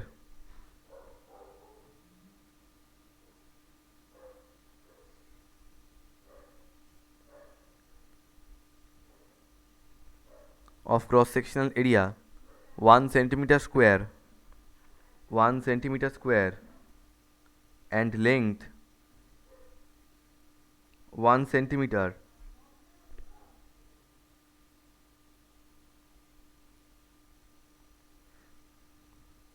at 20 degree Celsius is কত? 1.76 ইন্টু 10⁻⁻6 ওহম। ওহম মিটার লিখে দিও না কিন্তু ওখানে আবার। 1.76 ইন্টু 10⁻⁻6 ওহম। তাহলে কি হলো? লেংথটা যদি 1 সেন্টিমিটার হয়, ক্রস সেকশনাল এরিয়াটা যদি 1 সেন্টিমিটার স্কোয়ার হয়, তাহলে রেজিস্ট্যান্সটা হবে হচ্ছে 1.76 ইন্টু 10⁻⁻6 ওহম। That's it. ঠিক আছে, তাহলে আর ইজ ইকুয়ালস টু, আমরা কি জানলাম? আর প্রপোর্শনাল টু হচ্ছে লেংথ অফ দ্য কন্ডাক্টর, আর inversely proportional to cross sectional area of the conductor. দুটোকে কম্বাইন করলে আসছে R proportional to L by A, proportional to উঠলে আসছে এল একটা কনস্ট্যান্ট, যেটা হচ্ছে রেজিস্টিভিটি। ঠিক আছে, তো এই ফর্মুলাটা মনে রাখো, remember this formula, R is equals to rho into L by A. ভুললে কিন্তু সব শেষ হয়ে যাবে। চলো প্রবলেম করি দুটো, ছোটো ছোটো দুটো প্রবলেম করি। ঠিক আছে, মুসলাম, কোশ্চেন লেখো। দেখো, the length comma radius, the length comma radius and resistivity of two wires. কি বললাম? The length comma radius and resistivity of two wires are each in the ratio 1:3. Full stop. The resistance of the comparatively thin wire is, the resistance of the comparatively thin wire is 20 ohm.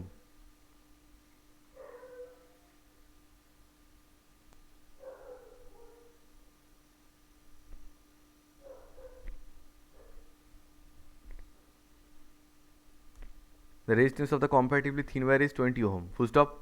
Determine the resistance of the other wire. Determine the resistance of the other wire. ঠিক আছে, তার মানে কি দেখো, বলে দিল দুটো conductor রয়েছে, ধর একটা ধরে নিলাম 1, একটা ধরে নিলাম 2। ঠিক আছে, প্রথমটা রেজিস্ট্যান্স ধরছি R1, এটা R2, এটা লেংথ ধরছি L1, এটা ধরছি L2। লেংথ রেডিয়াস বলেছে, সরি, রেডিয়াস,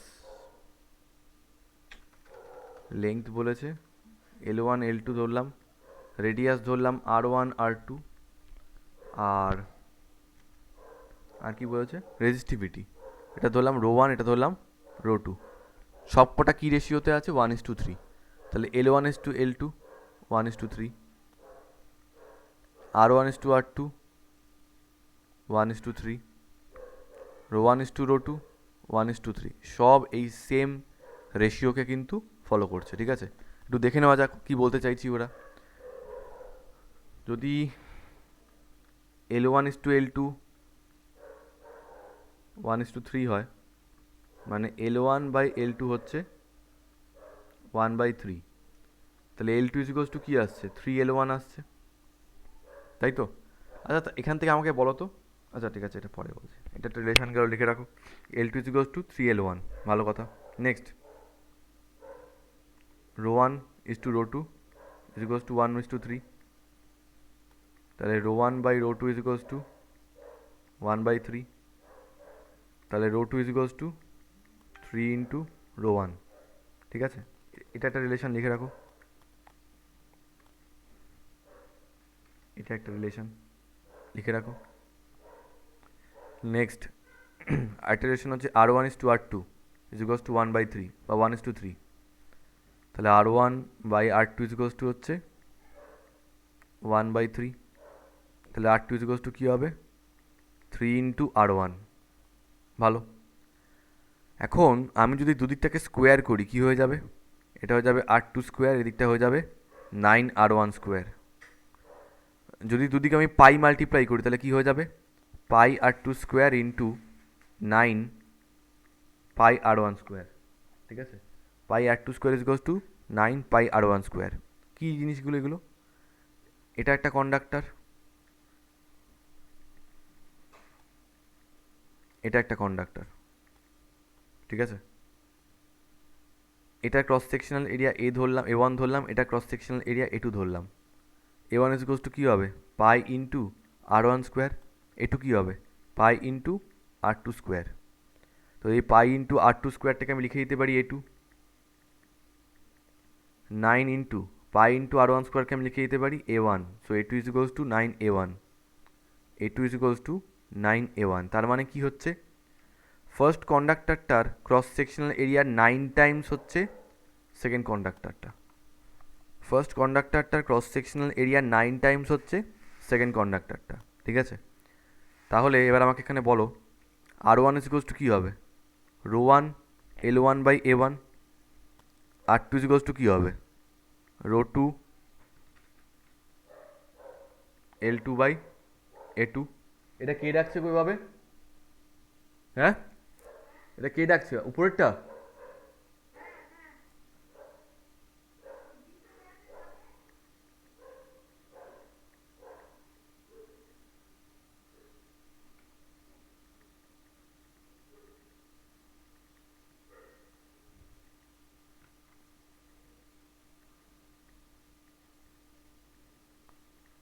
তাহলে R1/R2 ইকুয়ালস টু হচ্ছে ρ1 L1/A1 ডিভাইডেড বাই ρ2 L2/A2। আচ্ছা কোশ্চেনটা কী চেয়েছে, determine the resistance of the other wire. ঠিক আছে, আগে রেশিওটা বার করে ফেলি, R1 আর R2 রেশিও কী হবে। তো এখান থেকে দেখতে পাচ্ছি তাহলে R1/R2 হবে হচ্ছে ρ1/ρ2 ইন্টু L1/L2 ইন্টু A2টা উপরে চলে যাবে A2/A1। তো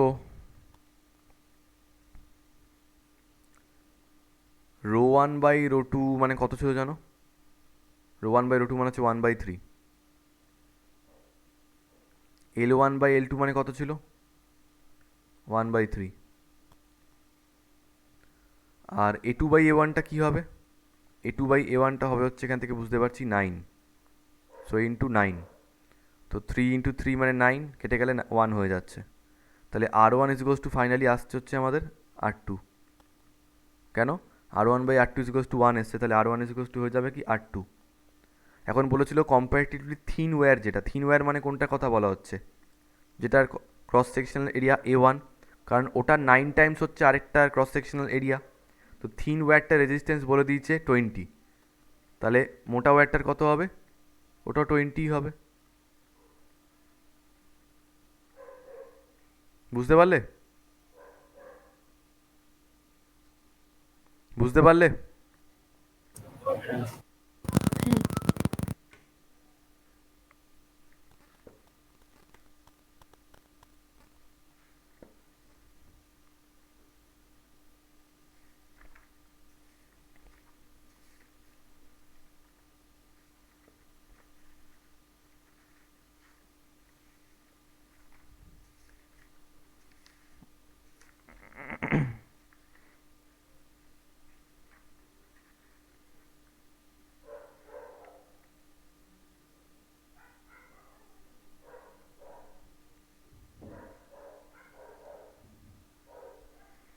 नेक्स्ट प्रॉब्लम, नेक्स्ट प्रॉब्लम देखो, if the length of a copper wire, if the length, if the length of a copper wire is increased by 0.1%, if the length of a copper wire is increased by 0.1%, show that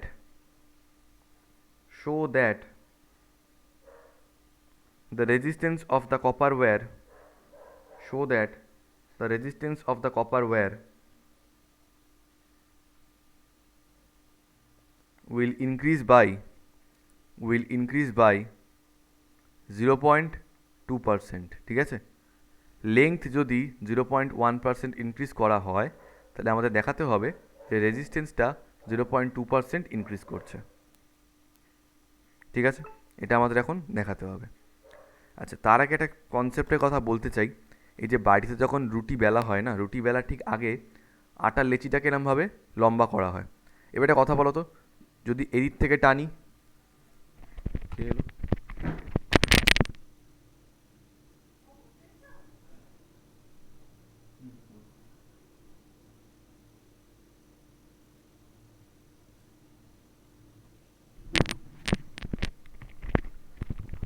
যদি এই থেকে টানি আর এই থেকে টানি কি হবে?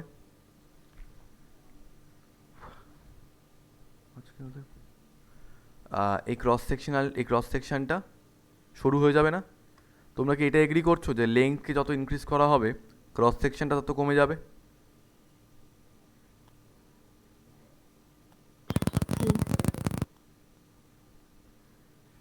তাহলে লেংথকে যত ইনক্রিজ করা হয় কোনো একটা কন্ডাক্টারে, কারণ ভলিউমটা তো বাড়ছে না, ভলিউম তো সেমই থাকছে, তাহলে লেংথ ইনক্রিজ করলে ক্রস সেকশনাল এরিয়াটা কিন্তু কমে যাবে। এবার আমাদের আগে এটা বার করতে হবে যে লেংথ ইনক্রিজ করলে ক্রস সেকশনাল এরিয়া কতটা কমে। তো ধরে নিচ্ছি কোনো একটা কন্ডাক্টার যার লেংথটা হচ্ছে, ইনিশিয়ালি ধরলাম এল, ঠিক আছে, আর ক্রস সেকশনাল এরিয়াটা হচ্ছে এ, ওই সময় ভলিউমটা হচ্ছে ভি। তো ভলিউম ইজ ইকুয়ালস টু কী হবে? ভলিউম ইজ ইকুয়ালস টু হবে হচ্ছে length into cross sectional area, ঠিক আছে? আচ্ছা, এল না ধরে আমি ধরে নিচ্ছি এটাকে L1 আর A1 ধরে নিলাম, L1 ধরে নিলাম আর A1 ধরে নিলাম, তাহলে ভলিউমটা কত হবে? ভলিউমটা হবে হচ্ছে L1 ইন্টু A1। এবার যখন এই ক্রস সেকশনটাকে ধরে টানবো, মানে লেংথটাকে ধরে যখন টানবো, লেংথটা একটু ইনক্রিজ করে গেল, লেংথটা একটু ইনক্রিজ করে গেল, বাট ক্রস সেকশনটা একটু কমে গেল। লেংথটা একটু ইনক্রিজ করে গেল, বাট ক্রস সেকশনটা একটু কমে গেল। কমে গিয়ে ক্রস সেকশনটা হয়ে গেল হচ্ছে ধরে নাও A2, আর লেংথটা ধরে নাও হয়ে গেল L2। তাহলে এখন ভলিউমটা কত? স্যার ভলিউম তো সেমই থাকবে, কারণ মেটেরিয়াল তো অ্যাড করা হয়নি, তাহলে ওটাও L2 ইন্টু A2ই থাকবে। So from this can I say L1 A1 is equals two L2 A2? হ্যাঁ স্যার, বলাই যায়। তাহলে A2 ইজ ইকুয়ালস টু কী হবে? A2 ইজ ইকুয়ালস টু হবে হচ্ছে L1 A1 বাই L2। ওকে, থাকুক এতটা। এবার আমাদেরকে বলে দিয়েছে অলরেডি যে লেংথটাকে ইনক্রিজ করা হয়েছে 0.1%, তাই তো? কার 0.1%? L1 এ 0.1% ইনক্রিজ করা হয়েছে, তার মানে L2 ইজ ইকুয়ালস টু কী বলতে পারি আমরা? L1 যে লেংথটা ছিল তার 0.1% আবার ইনক্রিজ করেছে, মানে L1 plus 0.1 into L1 divided by 100, ঠিক আছে? যদি এটাকে এলসিএম করি, 100, তাহলে এদিকটায় হয়ে যাবে উপরে হয়ে যাবে 100.01 100.1 L1 ডিভাইডেড বাই 100, এটা চলে আসবে। তো L2 জায়গায় যদি এটাকে বসিয়ে দেওয়া হয়, তাহলে A2 ইকুয়ালস টু কী আসবে? L1 into A1 divided by L2 জায়গায় বসালাম 100.1 L1 বাই 100। L1 কেটে যাবে, 100টা উপরে গিয়ে হয়ে যাবে 100 A1 by 100.1, that's the value of A2, A2 পেয়ে গেছি। তাহলে L1 L2-র মধ্যে রিলেশান জানি, L2 ইকুয়ালস টু হচ্ছে 100.1 L1 ডিভাইডেড বাই 100, A2 আর A1-এর মধ্যে রিলেশান জানি। So now we can calculate the new resistance R2, কত হবে? রো 2 ইন্টু, না রো তো চেঞ্জ হচ্ছে না, কন্ডাক্টিভিটি তো সেমই থাকছে, rho into L2 by A2। তো L2-র জায়গায় আমরা বসাতে পারি 100.1 L1 বাই 100, আর A2-র জায়গায় আমরা বসাতে পারি 100 ইন্টু A1 ডিভাইডেড বাই 100.1, ঠিক আছে?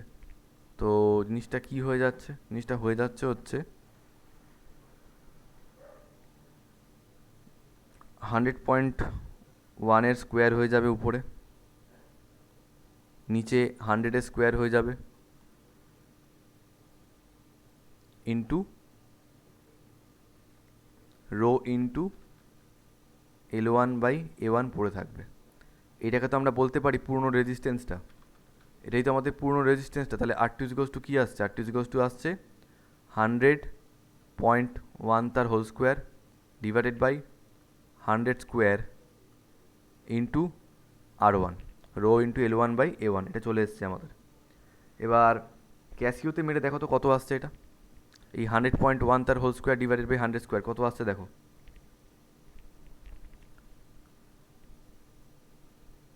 100.1 তার whole square divided by 100 square কত আসছে দেখো। 1.002001।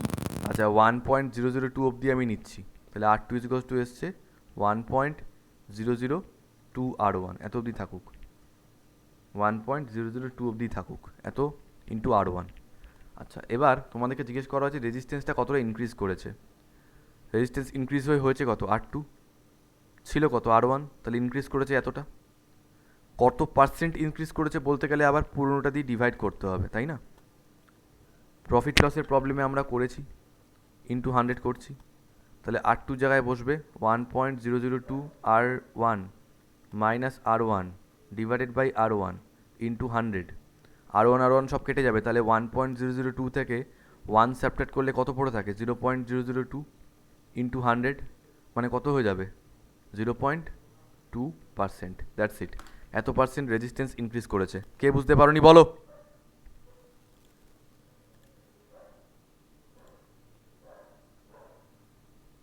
সবাই বুঝেছো আজকের পড়া? সবাই হ্যাঁ স্যার। চলো লিভ।